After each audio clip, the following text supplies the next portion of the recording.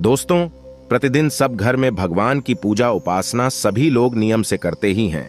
आज जगह का अभाव हो गया है, लेकिन फिर भी हर घर में एक मंदिर देखने को जरूर मिलता है।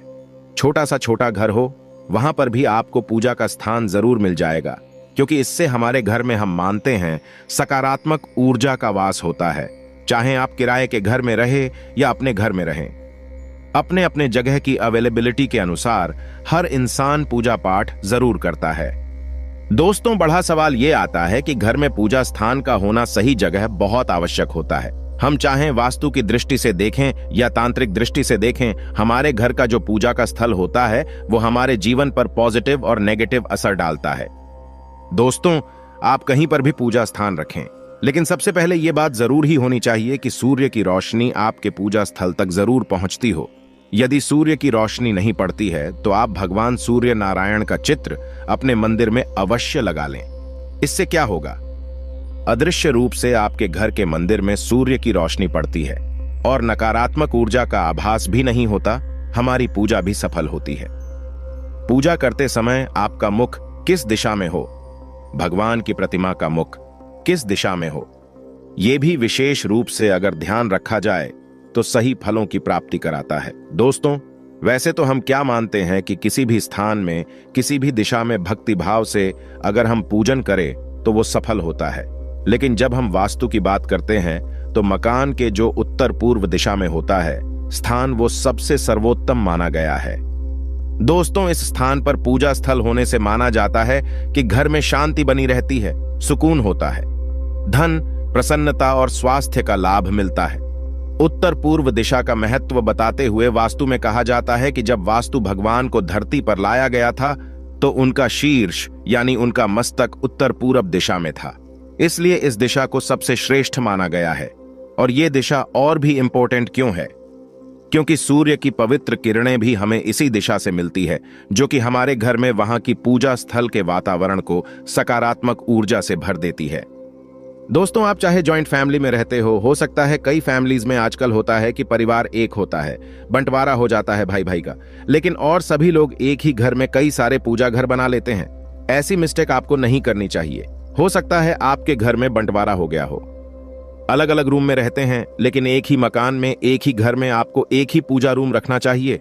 नहीं तो जितने मेंबर्स हैं परिवार के, ये नहीं देखेंगे भगवान कि कौन से मेंबर पे परेशानी आ रही है। घर में परेशानियां बढ़ने लगती हैं सभी के लिए।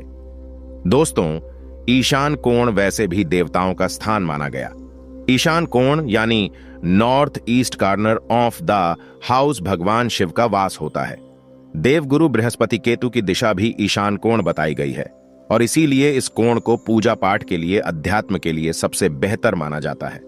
किस्मत के धनी होते हैं वो लोग जिनका मंदिर ईशान कोण में होता है। साक्षात भगवान की कृपा बरसती है, देवी देवताओं की कृपा बरसती है, ईश्वर खुशी से प्रसन्न होकर नृत्य करते हैं। दोस्तों, ध्यान रखें, अगर पूजा रूम चाहे एक जगह हो, आप एक ही रूम में हो, लेकिन उसको हमेशा आपको ढक कर रखना चाहिए।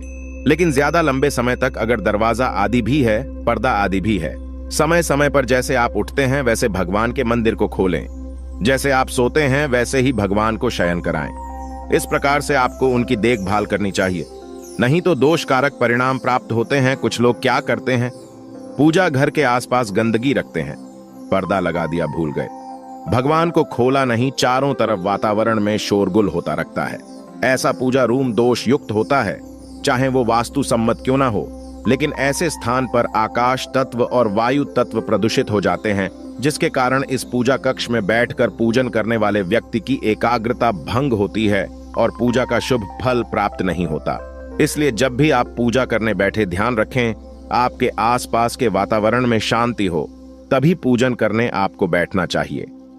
दोस्तों, जो भी विद्यार्थी हो या ज्ञान की प्राप्ति के इच्छुक व्यक्ति हो, उनको भी पूर्व दिशा में मंदिर की स्थापना करनी चाहिए और ध्यान रखना चाहिए घर में सीढ़ियों के नीचे बाथरूम से सटा हुआ या ऊपर नीचे बाथरूम हो, ऐसे स्थान पे बाथरूम के बगल में या बेसमेंट में, घर के बेसमेंट में आपको मंदिर नहीं बनानी चाहिए। इससे घर की खुशहाली और समृद्धि के लिए उत्तम नहीं माना जाता। कई लोग क्या करते हैं, मंदिरों की तरह घर में ही जो मंदिर रूम बनाते हैं उसमें गुंबद बनाते हैं, कलश बनाते हैं। ये चीजें आपको घर के अंदर नहीं बनवानी चाहिए और मंदिर के ऊपर बीम या कोई भारी सामान नहीं होना चाहिए। मंदिर में खाली पड़े माचिस के डिब्बे, अगरबत्ती के डिब्बे, सूखे फूल, गीले कचरे आदि, माता के फटे वस्त्र, देवी देवताओं के फटे वस्त्र, गले वस्त्र तुरंत पर्व आदियों पर बदल देना चाहिए। इससे दोष घर में उत्पन्न हो जाता है। दोस्तों, आज की जानकारी बहुत ही खूबसूरत है। आपको माता रानी की सौगंध है। एक लाइक जरूर करना। आप जिस भी देवी देवताओं को मानते हैं उनके लिए एक लाइक जरूर करें और हमारे चैनल को जरूर सब्सक्राइब करें। आज की जानकारी आपको कोई नहीं बताएगा। यह बहुत ही महत्वपूर्ण और सर्वश्रेष्ठ जानकारी है जो आगे आपके लिए बहुत ही उपयोगी साबित होगी। दोस्तों, पूजा में आपको ध्यान रखना चाहिए कुछ बातें कि बीच में जब भी आप भगवान की अरेंजमेंट करेंगे तो सबसे पहले रोज सुबह ध्यान रखें। पंचदेव की पूजा आपको जरूर करनी चाहिए। पंचदेव कौन कौन है? सूर्य, गणपति, शिव जी, विष्णु और मां दुर्गा। और ध्यान देना चाहिए कि पूजा स्थल पर बीच में भगवान गणेश की तस्वीर या मूर्ति जरूर होनी चाहिए। पूजा घर में अगर आप ब्रह्मा, विष्णु, शिव, इंद्र और सूर्य और कार्तिकेय की तस्वीरें रखते हैं तो इनका मुख हमेशा पूरब या पश्चिम दिशा की ओर ही होना चाहिए। दोस्तों, प्रथम पूज्य श्री गणेश के स्मरण मात्र कर लेने से कार्य सिद्ध होते हैं और घर में इनकी मूर्ति रखना बहुत ही शुभ माना जाता है। अधिकांश घरों में आप देखते होंगे बहुत सारी मूर्तियां होती हैं, लेकिन ध्यान रखें कि गजानन की मूर्तियों की संख्या 1, 3 या 5 नहीं होनी चाहिए। ये अशुभ माना गया है, यानी इनकी संख्या इवन नंबर्स में होनी चाहिए, आउट नंबर्स में नहीं होनी चाहिए। श्री गणेश का स्वरूप सम संख्या के समान होता है। इस कारण इनकी मूर्तियों की संख्या भी विषम होना गलत मानी गई है। कम से कम 2 मूर्तियां रखना गणपति देव की सर्वश्रेष्ठ मानी जाती है। पूजा घर में गणेश जी की मूर्ति का मुख, कुबेर की मूर्ति का मुख और दुर्गा मां का मुख दक्षिण दिशा की ओर होना चाहिए।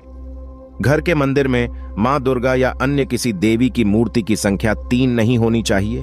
यह अशुभ माना जाता है और यदि आप चाहें तो 3 से कम या ज्यादा मूर्तियां घर के मंदिर में रख सकते हैं।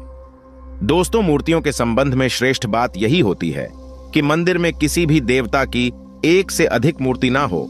अलग अलग देवी देवताओं की एक एक मूर्तियां रखी जा सकती हैं। पूजा घर में हनुमान जी का मुख नैऋत्य कोण में होना चाहिए। घर के मंदिर में हनुमान जी की मूर्ति की संख्या 1 ही होनी चाहिए, क्योंकि बजरंग बली को रुद्र का अवतार मानते हैं, यानी शिव का अवतार मानते हैं, और घर में शिवलिंग भी 1 ही होना चाहिए। मंदिर में अगर आप रखते हैं तो हनुमान जी की प्रतिमा, बैठे हुए हनुमान जी की प्रतिमा रखना सर्वश्रेष्ठ होता है। दूसरे किसी भाग में रख रहे हैं तो हनुमान जी की मूर्ति नहीं, ऐसी फोटो रखी जा सकती है जिसमें वो खड़े हुए हों। घर के दरवाजे के पास नॉर्थ दिशा में आप उड़ते हुए हनुमान जी की फोटो रख सकते हैं। ये नौकरी इत्यादि के लिए सर्वश्रेष्ठ होती है। दोस्तों, ध्यान रखें, पति पत्नी का जो शयन कक्ष है अगर उसी में आपने बनाया हुआ है, आपने साइड में मंदिर, तो आपको हनुमान जी की मूर्ति या फोटो उसमें नहीं लगानी चाहिए। आप वहां पर राधा कृष्ण का फोटो लगा सकते हैं। इस बात का हमेशा ध्यान रखें कि आप अपने घर के मंदिर में जिन भी मूर्तियों को रखते हैं उनमें एक मूर्ति से दूसरी मूर्ति का 1 इंच का फासला जरूर होना चाहिए। इसके अलावा 2 भगवान की मूर्ति कभी भी आमने सामने नहीं रखनी चाहिए, नहीं तो आपके जीवन में तनाव हो सकता है। इससे पूजा का फल आपको नहीं मिलेगा। दोस्तों, पूजा घर में कई बार क्या होता है, किसी मंदिर में गए, कोई पंडित जी ने दे दिया, प्राचीन मंदिर से लाई गई प्रतिमा या स्थिर प्रतिमा जो पहले स्थिर थी, उन प्रतिमा को अपने घर पे स्थापित आपको नहीं करना चाहिए। कोई दे भी देता है तो आपको इसका विसर्जन कर देना चाहिए। दोस्तों, वास्तु विज्ञान में स्ट्रिक्टली मना किया जाता है कि भैरव भगवान की मूर्ति घर में नहीं रखनी चाहिए। हालांकि शिव भगवान का रूप होते हैं, लेकिन फिर भी वो तामसिक देवता होते हैं। कुछ लोकतंत्र मन की साधना के लिए इनको घर में रख लेते हैं, लेकिन ये गलत है। भगवान शिव का एक और रूप होता है नटराज, और वास्तुशास्त्र के अनुसार नटराज रूपाली भगवान शिव की प्रतिमा भी घर में नहीं होनी चाहिए, क्योंकि ये नटराज रूप में शिव तांडव करते हैं और इसीलिए घर पे इनको तामसी माना जाता है रखना। दोस्तों, हम सभी लोग गृह शांति के लिए कभी किसी को शनि की 7.5 आती है, ढैया है तो शनि की पूजा अर्चना करने को बोला जाता है। लेकिन ज्योतिष शास्त्र के मुताबिक कभी भी शनि देव की मूर्ति आपको घर में नहीं लगानी चाहिए। शनि की तरह ही ज्योतिष शास्त्र में राहु केतु की भी मूर्ति घर पे नहीं रखी जाती, क्योंकि राहु केतु दोनों छाया ग्रह होने के साथ साथ पाप ग्रह भी होते हैं। दोस्तों, घर के मंदिर में हमेशा भगवान की सौम्य रूप वाली मूर्तियां रखे। यहां तक कि ऐसे में मां दुर्गा के कालरात्रि का जो स्वरूप होता है, मां काली की डरावनी मूर्ति होती है, वो भी घर में नहीं रखनी चाहिए। रखना भी चाहते हैं तो बहुत सौम्य मूर्ति आपको मुस्कुराती हुई रखनी चाहिए। दोस्तों, किसी भी प्रकार के घर में महाभारत आदि के युद्ध आदि के पशु पक्षी के चित्र आदि लगाना उचित नहीं माना जाता है और पूजा घर में कुछ लोग पैसे उठा उठा के दबा दबा के रखते हैं। यह भी नहीं करना चाहिए। पूजा घर में कभी भी धन बहुमूल्य चीजें जो होती है वो आपको नहीं रखनी चाहिए। पूजा घर में आप वह सिक्का रखें जो आजीवन मंदिर में रखा हो। आप चांदी का सिक्का सदैव के लिए अर्पित कर सकते हैं। इससे आपके घर में सौभाग्यपूर्वक धन, ऐश्वर्य, धन लक्ष्मी तथा अन्न भंडार की कोई भी कमी नहीं होगी। मंदिर को कभी खाली नहीं रखना चाहिए। चांदी का रुपया, पैसा या सोने की कोई भी वस्तु आपको अवश्य माता रानी को या देवी देवताओं को अर्पित जरूर करना चाहिए। आप चांदी का सिक्का भी विशेष रूप से मंदिर में रख सकते हैं। यदि आपके पास कुछ भी मंदिर में रखने के लिए विशेष नहीं है तो आप विशेष तौर पर पुष्प अर्पित करते रहें। पुष्प जो होते हैं हीरे, मोती, सोना, चांदी से भी बढ़कर देवी देवताओं के लिए होते हैं। दोस्तों, ये तो हुई मूर्तियों की व्यवस्था। अब हमें रोज सुबह जब हम पूजन शुरू करते हैं तो सबसे पहले ये ध्यान रखें, पूरे घर में आपको हल्दी के जल का कम से कम मुख्य द्वार पर हल्दी के जल का और हो सके तो गौमूत्र का छिड़काव आपको जरूर करना चाहिए। सबसे पहले सूर्य देवता को अर्घ आपको देना चाहिए और फिर तुलसी को अर्घ देना चाहिए। शाम को तुलसी के आगे दीपक जरूर जलाए। आपके अगर इष्ट देव हो उनका भी ध्यान आपको जरूर करना चाहिए। दोस्तों, कभी भी बासी हुए या झूठे भोजन किए हुए वस्त्र पहन करके आपको सुबह भगवान की पूजा नहीं करनी चाहिए। पूजा के समय मुख शुद्ध रहे, इसका विशेष ध्यान रखना चाहिए। पूजा से पहले आचमन कर ले और पूजा के दौरान मुख में चाहे प्रसाद ही सही, कुछ भी नहीं रखना चाहिए। पूजा में हम जिस आसन पर बैठते हैं उसे पैरों से कभी भी इधर उधर नहीं खसकाना चाहिए। हमेशा आसन को हाथों से ही उठाना और बिछाना चाहिए। जिस आसन पर हम बैठकर पूजा पाठ करते हैं वह आसन हमारे लिए सिद्ध हो जाता है, पवित्र हो जाता है, इसीलिए पैरों से नहीं खसकाना चाहिए।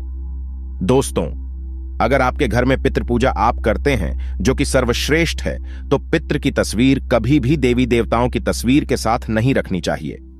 मंदिर में मृतकों की, पूर्वजों की इनके चित्र आपको नहीं लगाने चाहिए। पूर्वजों के चित्र लगाने के लिए दक्षिण दिशा का क्षेत्र सबसे अच्छा रहता है और इस दीवार पर मृतकों के चित्र लगाए जा सकते हैं। उनके सामने भी नियमित रूप से जल की घंटी या जल का लोटा, जिसको कहते हैं, वो जरूर रखना चाहिए और हर सुबह दक्षिण दिशा में जल चढ़ाकर फिर फ्रेश जल भरकर वापस लौटे को वहीं रख देना चाहिए। रोज सुबह शाम एक दीपक कम से कम उनके नाम का दक्षिण मुखी होकर के जरूर जलाना चाहिए। अगर सुबह शाम दोनों समय नहीं भी जला सके तो कम से कम शाम के समय आपको ये जरूर करना चाहिए।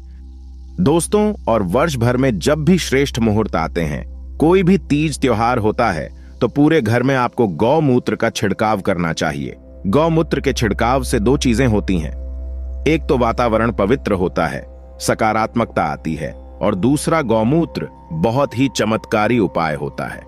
इस उपाय से घर पर दैवीय शक्तियों की कृपा बनी रहती है और किसी भी तरह का ब्लैक मैजिक हो, घर पे नेगेटिव एनर्जी का वास हो चुका है, वो घर से बिल्कुल दूर हो जाते हैं। दोस्तों, जो भी मूर्तियां आप अपनी पूजा मंदिर में रखेंगे वो छोटी और कम वजनी हो तो ही बेहतर है। ज्यादा बड़ी बड़ी मंदिर की तरह मूर्तियां आपको घर में विराजमान नहीं करनी चाहिए। शिवलिंग के लिए बताया जाता है कि अंगूठे के आकार से बड़ा नहीं होना चाहिए और शिव जी को अगर आप रखते हैं तो शिव परिवार को जरूर ही रखना चाहिए। भगवान का चेहरा कभी भी ढका हुआ नहीं होना चाहिए। यहां तक कि फूल माला से भी कई लोग चेहरा ढक देते हैं। ऐसा नहीं करना चाहिए। संभव हो तो पूजा स्थल आपका ग्राउंड फ्लोर पर रखें और खुला खुला और बड़ा होना चाहिए। दोस्तों, अगर कोई मूर्ति खंडित हो जाए या पूजा का सामान क्षतिग्रस्त हो जाए, चाहे वो दीपक ही हो, उसे तुरंत पूजा स्थल से हटाकर कहीं बहते जल में प्रवाहित कर देना चाहिए। खंडित मूर्तियों की पूजा अशुभ मानी गई है। इस संबंध में सिर्फ एक बात ध्यान रखें कि सिर्फ शिवलिंग अगर आपका उसमें क्रैक है या कुछ भी है, किसी भी अवस्था में शिवलिंग खंडित नहीं मानी जाती है। भगवान के आगे एक जल का लोटा हमेशा रखना चाहिए और हो सके तो तुलसी पत्र, जो भी विष्णु भगवान राम जी हो या विष्णु भगवान के स्वरूप हो, कृष्ण हो, हनुमान हो, इन सभी को आपको तुलसी दल रोज जरूर चढ़ाना चाहिए। दोस्तों, 5 मिनट ही सही, पर पूजा सुबह सुबह दिन की शुरुआत करने के पहले आपको ध्यान करना, आसन देना, भगवान को स्नान करवाना, धूप दीप करना, अक्षत चावल चढ़ाना, कुमकुम चंदन चढ़ाना, पुष्प चढ़ाना, प्रसाद चढ़ाना, ये जो जितना भी आप कर सके थोड़ा बहुत ही सही आपको जरूर करना चाहिए। सभी प्रकार की पूजा में चावल विशेष रूप से चढ़ाए जाते हैं, लेकिन पूजा के चावल हमेशा अक्षत होने चाहिए, यानी अखंडित होने चाहिए। पूरे चावल, बिना टूटे हुए चावल आपको चढ़ाने चाहिए। हो सके तो इन्हें हल्दी से पीला करके रखे। कैसे पीला करते हैं? हल्दी से थोड़े से पानी में हल्दी को घोल ले, फिर इन चावलों को उसमें मिक्स कर दे, उसके बाद उसको फैलाकर सुखा ले और इसके बाद इसको स्टोर करके आप रख ले। इस तरह से पीले चावलों से अगर आप पूजन करते हैं तो माना जाता है यह बहुत ही धनदायी होता है। दोस्तों, रोज आपको पूजा में 2 दीपक जरूर जलाने चाहिए। एक घी का दीपक और एक तेल का दीपक। घी का दीपक दाहिनी ओर यानी कि राइट हैंड साइड में जलाना चाहिए और तेल का दीपक बाईं ओर चलाना चाहिए। घी के दीपक के लिए सफेद रुई की बाती का उपयोग किया जाना चाहिए और तेल के दीपक के लिए हो सके तो लाल धागे की बाती सर्वश्रेष्ठ बताई गई है। जिस दीपक में आप तेल डालेंगे उसमें 2 लौंग और 2 कपूर आप जरूर डालें। ये काम करने से घर पे नजर, बुरी नजर या जो भी गलत चीजें होती हैं वो आपके घर से दूर हो जाती है। यहां तक कि भगवान शिव कहते हैं, जलता हुआ दीपक घर में अकाल मृत्यु तथा दुर्घटनाओं से बचाता है। दोस्तों, दीपक हमेशा ध्यान रखें भगवान की प्रतिमा के ठीक सामने लगाना चाहिए। शाम को आपके घर में लक्ष्मी प्राप्ति के लिए गूगल की धूप, नजर बाधा आदि के लिए टोने टोटके के लिए लोबान की धूप और सुख शांति के लिए तेज पत्ता जरूर जलाना चाहिए। तेज पत्ता जो होता है जिसे हम खाने में डालते हैं वही होता है तेज पत्ता। दोस्तों, मंदिर आप कभी भी शयन कक्षा बेडरूम में बनाना ही नहीं चाहिए और अगर किसी कारणवश आप बना लेते हैं तो पर्दा से ढक करके उसको जरूर रखना चाहिए। एक लकड़ी का हो सके तो हल्का पार्टीशन दे दे, ये ज्यादा अच्छा रहता है। पति पत्नी के लिए यदि एक कमरे की व्यवस्था हो और कोई जगह नहीं हो तो मंदिर आप पूजा करने के बाद पूरा ढक दें। मंदिर आप शयन कक्षा में भी रख सकते हैं, पर शर्त यह है कि आपको मंदिर ढककर सोना चाहिए और सिर्फ पूजा करते समय ही खोलना चाहिए और कुछ समय बाद वापस पर्दा ढक देना चाहिए। इससे आपकी पूजा पाठ भी सफल होगी और मंदिर को दूसरी ओर ले जाने का भय भी आपको नहीं सताएगा, दोष भी नहीं लगेगा। दोस्तों, रात के समय स्पेशली मंदिर पर पर्दा कर देना चाहिए। पूजा में बासी फूल पत्ते अर्पित नहीं करने चाहिए। हमेशा स्वच्छ और ताजे जल का ही उपयोग करें और भगवान देवी देवताओं के ऊपर चढ़ाए गए हार, फूल, पत्तियां आदि जो भी आप चढ़ाते हैं उनको कभी भी बिना धोए अर्पित नहीं करना चाहिए। एक बार पहले साफ पानी से जरूर धो लें। जब भी फूल चढ़ाएंगे तो दाएं हाथ की अनामिका और अंगूठे की सहायता से आपको फूल अर्पित करने चाहिए और चढ़ाए हुए फूल को अंगूठे और तर्जनी की सहायता से उतारने चाहिए। फूल की कलियों को चढ़ाना मनाही होता है। कभी भी फूल की कलियां भगवान पर नहीं चढ़ानी चाहिए, लेकिन यह नियम कमल के फूल पर लागू नहीं होता है। दोस्तों, कभी भी मंदिर का कूड़ा कचरा, अगरबत्ती के डिब्बे, माचिस के डिब्बे, सड़े हुए फूल तथा मैले वस्त्र गंगा मैया में विसर्जित नहीं करना चाहिए। इससे गंगा मैया नाराज हो जाती हैं। शास्त्रों में एक कथा आती है, गंगा में जब लोग सड़े गले वस्त्र और सड़ी चीज विसर्जित करने लगे थे तब माता गंगा भगवान शिव के पास रोते हुए गई थीं। तब भगवान शिव ने क्रोधित होकर ऐसा वरदान गंगा माता को दिया था कि जो भी व्यक्ति अपवित्र चीजें गंगा में विसर्जित करेगा उसको मेरा भयंकर श्राप लगेगा। वह नरक में भटकता रहेगा, उसे कभी मोक्ष प्राप्त नहीं होगा, उसे गंगाजल कभी प्राप्त नहीं होगा। वह कितना भी गंगा में स्नान कर ले उसका शरीर हमेशा अपवित्र ही रहेगा। इसीलिए गंगा में केवल पवित्र राख, हवन सामग्री की राख, पवित्र फूल या देवी देवताओं की खंडित मूर्तियां ही विसर्जित करना चाहिए। डब्बे पन्नियां कभी गंगा में नहीं डालना चाहिए। जानवरों की हड्डी मांस गंगा में कभी नहीं डालना चाहिए। दोस्तों, तुलसी के बिना ईश्वर की पूजा पूर्ण नहीं मानी जाती। तुलसी की जो मंजरी होती है वो सब फूलों से बढ़कर मानी जाती है। मंगल, शुक्र, रवि अमावस्या, पूर्णिमा, द्वादशी और रात के समय या संध्या काल में तुलसी दल नहीं तोड़ना चाहिए। यहां तक कि ग्रहण हो, ग्रहण के दौरान भी तुलसी पत्र नहीं तोड़ना चाहिए। तुलसी पत्र तोड़ते समय यह ध्यान रखना जरूरी होता है कि पत्तियां जरूर हो, खाली डंडी तुलसी की ना तोड़े। और शिव जी और गणपति को भूल से भी तुलसी नहीं चढ़ानी चाहिए। इनको आप बेल पत्र चढ़ाएं, ये सर्वेश श्रेष्ठ होता है। दोस्तों, तुलसी के पत्ते और गंगाजल कभी भी बासी नहीं माने जाते। 11 दिन तक आप वही तुलसी को बार बार धो करके चढ़ा सकते हैं और बार बार इनका उपयोग आप कर सकते हैं। शेष सामग्री आपको ताजी ही उपयोग करनी चाहिए। यदि कोई फूल सूख गया हो, गिर गया हो या खराब हो या जमीन से गिरा हुआ आपने उठाया हो तो उसको भगवान को अर्पित नहीं करना चाहिए। दोस्तों, वास्तु शास्त्र के अनुसार जिन देवताओं के 2 से ज्यादा हाथों में अस्त्र हो, उनके चित्र आपको घर पे नहीं लगाने चाहिए। और सबसे महत्वपूर्ण बात यह है कि जब भी पूजा करें तो घर के सभी कोनों में एक बार घंटी जरूर बजानी चाहिए। पूरे घर में घूम के घंटी बजाएं या फिर आप चाहें तो शंख बजा सकते हैं। शंख ध्वनि करें, इससे सारी नकारात्मक ऊर्जा आपके घर से बाहर चली जाती है और आपके घर में सकारात्मक ऊर्जा का संचार होता है। आप अपने घर के मंदिर में पूजा करने के लिए शंख अगर रखते हैं तो ध्यान रखें, कभी भी घर में 2 शंख नहीं होने चाहिए। एक शंख को तुरंत हटा दे अगर ऐसा आपने करके रखा हो तो। दोस्तों, घर के आसपास अगर आपके कोई मंदिर है तो उसमें स्थापित देवी देवता पहला तो होना ही नहीं चाहिए। घर के बिल्कुल सटा हुआ या आसपास कोई मंदिर और अगर है भी तो उसमें स्थापित देवी या देवता का चित्र आपको मुख्य द्वार पर लगाना चाहिए। घर में जिस स्थान पर मंदिर होता है वहां पर जूठन, तामसी भोजन, नशे की चीजें, चमड़े से बनी हुई चीजें, जूते, चप्पल, दवाई आदि नहीं लेकर के जानी चाहिए, क्योंकि दवाइयां आधे से ज्यादा मांस की बनी होती हैं। दोस्तों, पूजा घर के निकट और भवन के ईशान कोण में झाड़ू या कूड़ादान नहीं रखना चाहिए और संभव हो तो पूजा घर को साफ करने का झाड़ू पोछा भी आपको अलग रखना चाहिए। जिस कपड़े से भवन के अन्य हिस्से का पोछा लगाया जाता है